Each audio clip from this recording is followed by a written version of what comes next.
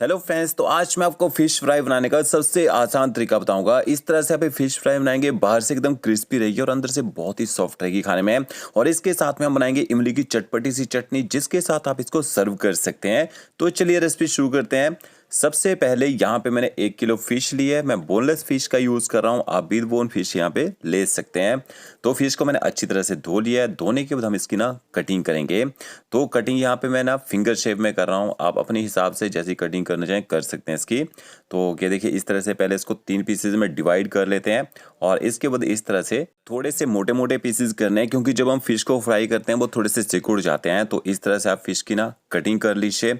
अब कटिंग करने के बाद इसको बड़े से बाउल में डाल देना है। अब फिश के बाहर से देखिए चिपचिपापन होता है, तो इसको कैसे आपने खत्म करना है, इसमें आपने ना थोड़ा सा जिंजर गार्लिक पेस्ट ऐड करना है।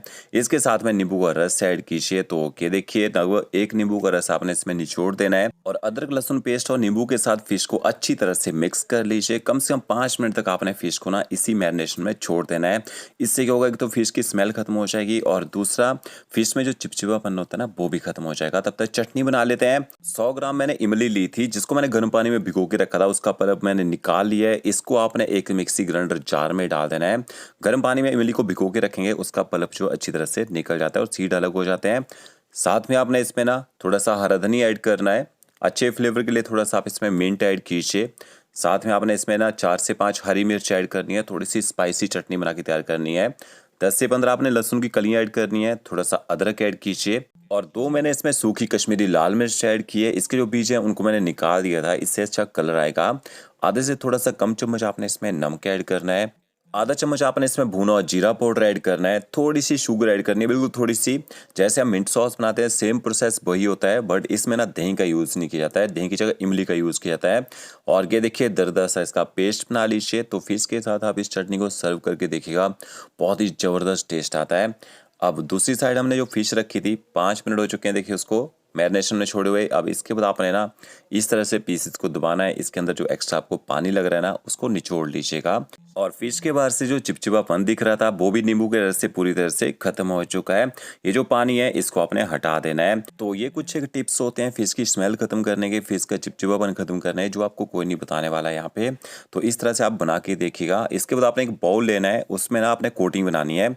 आधा चम्मच आप इसमें नमक ऐड कीजिए। आधा चम्मच आपने हल्दी पाउडर ऐड करना है। 1 से 1.5 चम्मच आप इसमें कश्मीरी मिर्च पाउडर ऐड कीजिए। आधा चम्मच मैंने लाल मिर्च का पाउडर ऐड किया है फिश को तीखा करने के लिए। 1 चम्मच आपने इसमें कूटा हुआ साबुत धनिया ऐड करना है। आधा चम्मच आपने इसमें चिली फ्लेक्स ऐड करने हैं। आधे से थोड़ा सा कम चम्मच आप इसमें कुटी हुई काली मिर्च ऐड कीजिए। थोड़ी सी कसूरी मेथी ऐड करनी है। कसूरी मेथी को हल्का सा रोस्ट करके ना फिर क्रश करके डालिएगा। आधे से थोड़ा सा ज़्यादा चम्मच आपने इसमें आमचूर पाउडर ऐड करना है और बेसन ऐड करेंगे। अब बेसन कितना डालना है, 2 बड़े चम्मच आप इसमें ना बेसन ऐड कर दीजिए और 2 छोटे चम्मच आपने इसमें ना कॉर्नफ्लावर डालना है।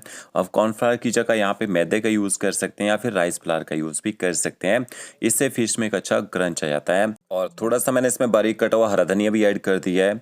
और साथ में आपने अदरक लहसुन का पेस्ट ऐड करना है। जो पहले हमने पेस्ट ऐड किया था थोड़ा सा ना बहुत निकल चुका था जब हमने फिश को निचोड़ा था। तो 2 छोटे चम्मच मैंने इसमें अदरक लहसुन का पेस्ट ऐड कर दिया है। सारे इंग्रेडिएंट्स को अच्छी तरह से आपने मिक्स कर लेना है। 1 बड़ा चम्मच आप इसमें नींबू का रस ऐड कीजिए और नींबू के रस को भी अच्छी तरह से मिक्स कर लीजिए। अब इसके बाद अगर आपको लगता है इसमें पानी डालने की ज़रूरत है तो थोड़ा सा पानी आप इसमें डाल सकते हैं। ये देखिए, कम ही पानी डालना है, क्योंकि जो आपने घोल बनाना है ये थिक घोल बनाना है, पतला नहीं होना चाहिए, नहीं तो फिश को जब आप फ्राई करेंगे उसके ऊपर से कोटिंग निकलने लग जाती है। तो इस तरह से आप इसकी ना एक मैरिनेशन बना के तैयार कर लीजिए। फिर आपने इस मैरिनेशन के अंदर ना फिश ऐड कर देनी है और फिश को भी मिर्च मसालों के साथ अच्छी तरह से मिक्स कर लीजिए। अगर आपको लगता है कि आपके फिश के ऊपर कोटिंग कम आ रही है तो आप इसमें बेसन की क्वांटिटी थोड़ी सी बढ़ा सकते हैं, बट ज़्यादा बेसन नहीं डालना है, क्योंकि ज़्यादा ही बेसन ऐड कर देते हैं तो वो पकौड़े टाइप बन जाते हैं, वो खाने में इतने टेस्टी भी नहीं लगते हैं कई बार। यहाँ पे ये देखिए, मसालों की अच्छी तरह से इसके ऊपर कोटिंग आ चुकी है। 10 से 15 मिनट तक इसी मैरिनेशन में छोड़ दीजिए। इसके बाद आपने इसको ना फ्राई करना है। मैरिनेशन में छोड़ने से क्या होगा, मिर्च मसालों का जो टेस्ट है फिश के अंदर तक आ जाएगा। तो ये देखिए, ऑयल का टेम्परेचर आपने मीडियम टू हाई रखना है, लो फ्लेम में फ्राई नहीं करना है। और जल्दी जल्दी से जितने पीसेज एक बार में ऑयल में फ्राई करने के लिए आते हैं उतने डाल दीजिए। इसके बाद आपने फिश को 4 से 5 मिनट तक मीडियम फ्लेम में पका लेना है, अच्छे से फ्राई कर लेना है। इतनी देर में फिश जो है वो पक जाती है। फिश को पकने में ज़्यादा टाइम नहीं लगता है यहाँ पे। तो ये देखिए फिश अच्छी तरह से मैंने फ्राई कर ली है, बाहर से एकदम अच्छा कलर आ चुका है, अच्छा इसके ऊपर क्रंच भी आ चुका है। आप इसको ना हाफ फ्राई करके रखना चाहें तो हाफ फ्राई करके भी रख सकते हैं। जब भी आपने फिश खानी हो थोड़ा सा फ्राई कीजिए, गर्मा गर्म आप इसको सर्व कर सकते हैं। तो फ्रेंड्स अगर आपको ये मेरा वीडियो अच्छा लगा होगा लाइक शेयर कमेंट जरूर कीजिएगा। Okay friends, thank you.